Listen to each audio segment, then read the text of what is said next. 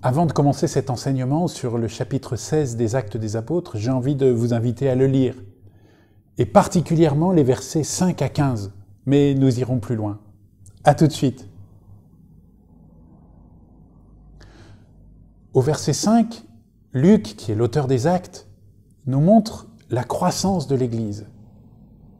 Il avait déjà fait ça au chapitre 9, verset 31, et ce verset-là a précédé toute la partie où Pierre allait annoncer la bonne nouvelle au centurion romain Corneille. Pierre le Juif, annonçons la bonne nouvelle au centurion le païen.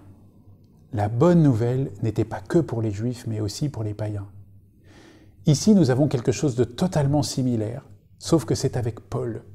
Et ce petit verset de la croissance de l'Église attire notre oreille en disant « Oula, il va se passer quelque chose ». Alors que se passe-t-il ? Verset 6. Paul et ses compagnons traversèrent la Phrygie et le pays des Galates, car l'Esprit Saint les avait empêchés de dire la parole dans la province d'Asie. Arrivés en Mysie, ils essayèrent d'atteindre la Bithynie, mais l'Esprit de Jésus s'y opposa.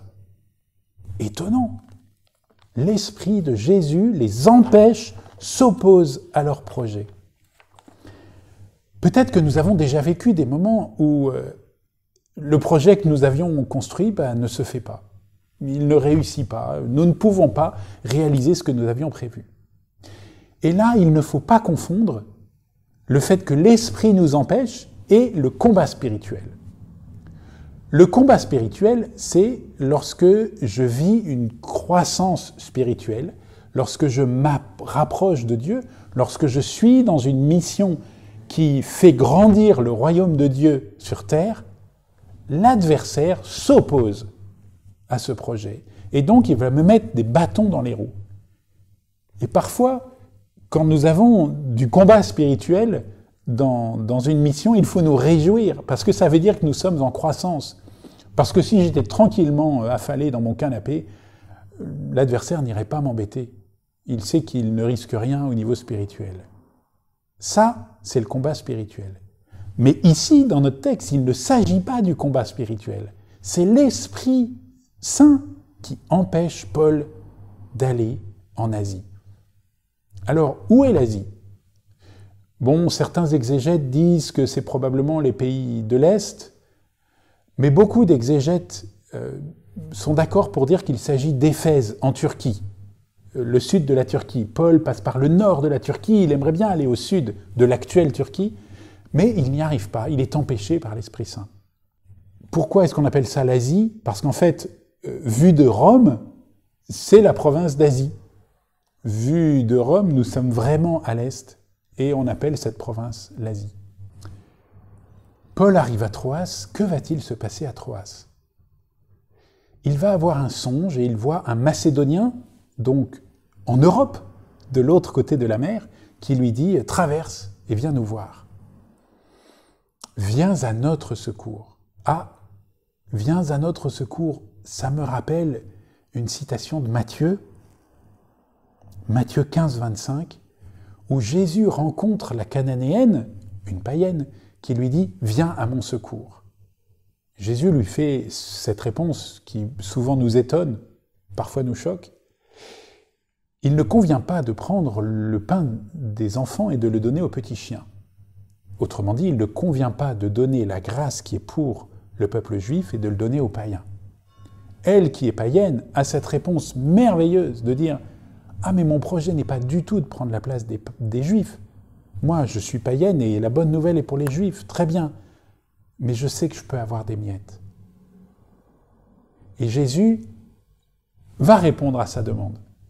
Ouverture, début d'ouverture pour le lecteur, d'accepter que la bonne nouvelle n'est pas que pour les juifs, mais aussi pour les païens. Mais également que les païens ne vont pas remplacer les juifs. Que les juifs restent toujours les enfants choisis de Dieu. Encore aujourd'hui. Ici, nous avons cette même petite phrase, sauf qu'il ne s'agit plus de « viens à mon secours » comme la cananéenne, mais « viens à notre secours ». Et Paul va traverser la mer pour aller en Macédoine et puis ensuite en Grèce, rencontrer les Grecs, les païens, l'Europe, nous.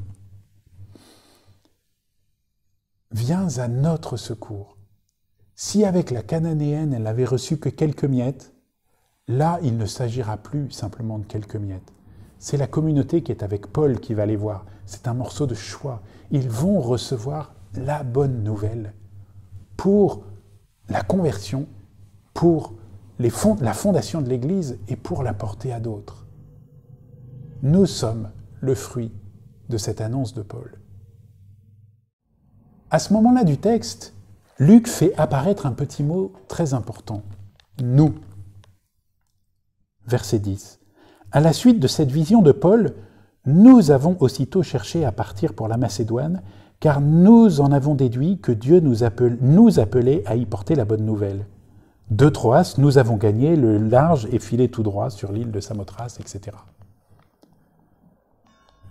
Jusqu'à maintenant, Luc disait plutôt « il », et puis quelques chapitres plus loin, le « nous » va durer 2-3 chapitres à peu près, et puis il va redire « il ».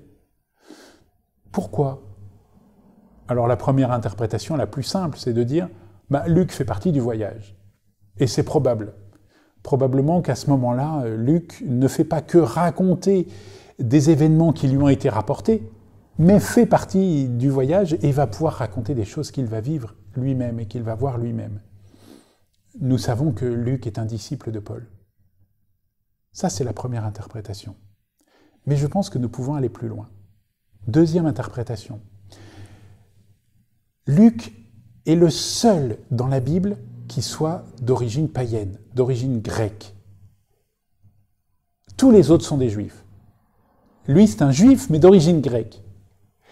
Alors, est-ce que dans ce « nous », il ne serait pas en train de nous dire que des deux peuples, le peuple juif et les peuples païens, Dieu n'en fait qu'un seul. Il fait tomber le mur de la haine. Il les a réunis pour en faire un seul. Nous, juifs et païens. Peut-être. Troisième interprétation possible. Est-ce que pour annoncer la bonne nouvelle, il ne faut pas être plusieurs ? Si je suis seul, qu'est-ce qui se passe ? Regardons, chapitre 17, verset 16. Paul est à Athènes, seul.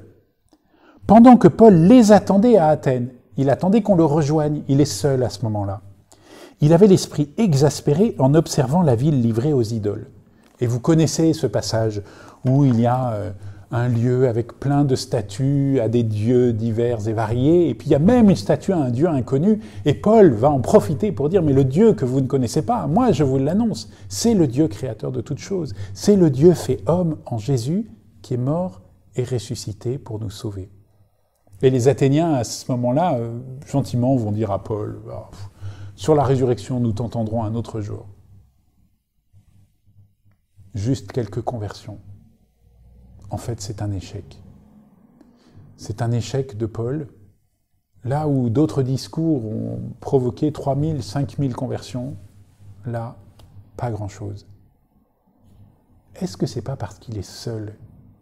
Parce que avant, il était avec d'autres, après, il sera avec d'autres, et quand il annonce la bonne nouvelle avec les autres, alors là, il se passe des conversions. Là, il se passe des fondations d'église qui sont essentielles pour l'avenir de la chrétienté, et encore une fois, nous en sommes le fruit. Comment je suis dans ma mission ? Est-ce que je fonctionne seul ? Est-ce que je prépare seul ce qui va être fait ? Et puis je dis ensuite aux autres, toi tu fais ça, toi tu fais ça ? Est-ce que j'annonce tout seul ? Ou est-ce que j'accepte de travailler avec d'autres ? Est-ce que j'accepte de me laisser déranger par d'autres ? Alors parfois ça prend plus de temps, parfois c'est plus dérangeant, on est emmené là où on ne voudrait pas. Parfois il faut accepter de partager la parole, de laisser la parole à d'autres. Parfois il faut accepter de la prendre parce que d'autres nous demandent de la prendre. J'aime beaucoup ce proverbe africain qui nous dit « Tout seul, on va plus vite, à plusieurs, on va plus loin ». C'est très très sage. À plusieurs, en église, en communauté, on va beaucoup plus loin. Qu'en est-il de ma façon de vivre ma mission ?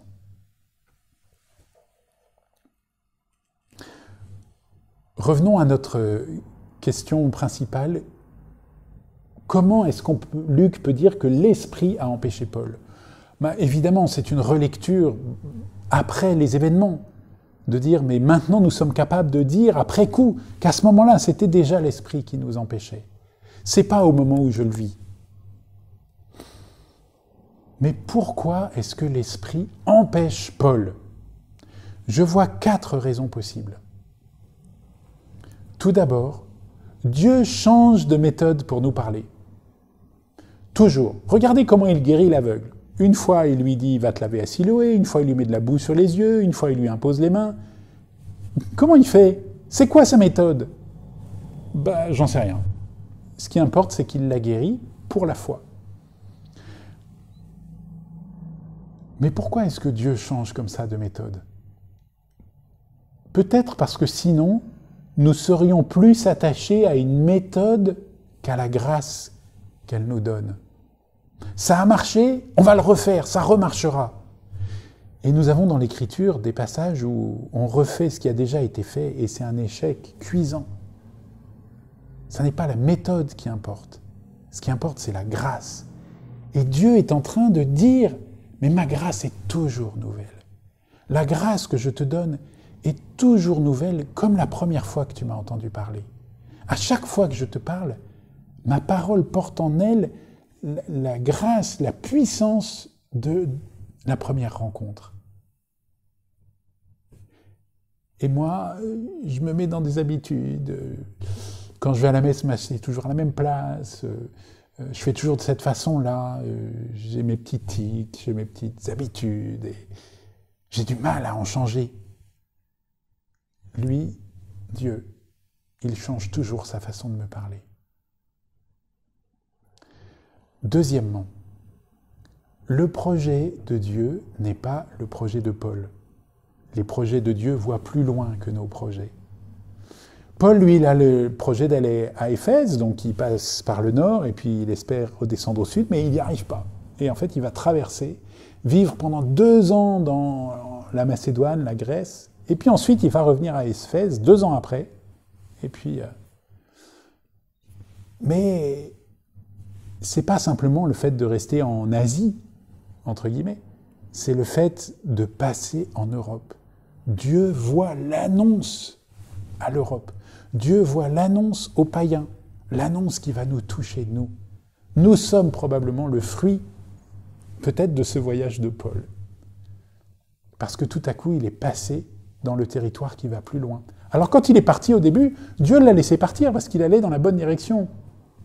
Je pense que Dieu savait déjà qu'il allait le faire aller beaucoup plus loin. Mais il allait falloir qu'il fasse cette expérience de l'empêchement dans son projet. Donc son projet ne marche pas parce que Dieu voit plus loin. Le projet de Dieu n'est pas notre projet. Troisième interprétation possible. Le temps de Dieu n'est pas notre temps. Paul voulait aller à Éphèse, il y arrivera, mais 2 ans après, parce qu'il y a d'autres choses plus importantes à vivre. Et de temps en temps, Dieu nous dit c'est pas le moment. C'est facile à comprendre. Lorsque je dis à un enfant ne bois pas ce lait, tu vas te brûler. Est-ce que je suis en train de dire tu ne boiras jamais de lait chaud? Non. Je suis en train de lui dire c'est pas le moment, attends un peu. Probablement que c'est ce que Dieu fait depuis la Genèse avec nous. Quand il dit « l'arbre de la vie, tu n'y toucheras pas », il ne dit pas « tu n'y toucheras jamais ». Peut-être qu'il nous dit « c'est pas le moment ». Et nous avons pris au lieu de recevoir. Peut-être c'est ça notre péché. Prendre au lieu de recevoir. Le temps de Dieu n'est pas notre temps. 4e interprétation possible. Dieu façonne le cœur de Paul. En fait, Paul a une conversion à vivre. Et il ne va pas aller à Éphèse directement. Il va falloir qu'il vive cette conversion. Et le passage en Europe va être l'occasion de cette conversion. Donc, Paul, au moment où il vit cet échec à Athènes, fait l'expérience, concrètement, que quand il est seul, il est voué à l'échec, alors que quand il est avec d'autres, sa parole, la parole qu'ils portent ensemble en communauté et qu'ils transmettent, est féconde. Il doit passer de l'efficacité à la fécondité. Et là, c'est une vraie conversion. Et pourtant, Paul, il a déjà vécu une conversion profonde sur le chemin de Damas. Il a déjà été reconnu par les apôtres, il a déjà été envoyé. C'est son 2e voyage missionnaire. On pourrait dire, mais ça y est, lui, c'est fait. Ben non, il a encore des conversions à vivre. Et quel que soit le point où on en est spirituellement, nous avons encore des conversions à vivre. Paul, là, doit vivre cette conversion en communauté, en église. On va plus loin. Alors il pourra ensuite venir à Éphèse. 4 interprétations. Dieu change de méthode pour nous parler. Les projets de Dieu sont plus grands que les nôtres. Le temps de Dieu n'est pas notre temps. Dieu façonne notre cœur. Voilà ce qui permet à Luc, après coup, de dire « l'Esprit a empêché Paul d'aller en Asie ». Je terminerai par 2 petites phrases. La première, c'est « Nous demandons à Dieu ce que nous désirons, Dieu nous donne ce qu'il nous faut. » Et la deuxième, c'est « Quand je demande quelque chose à Dieu, il a 3 réponses possibles. Oui, pas maintenant, j'ai mieux.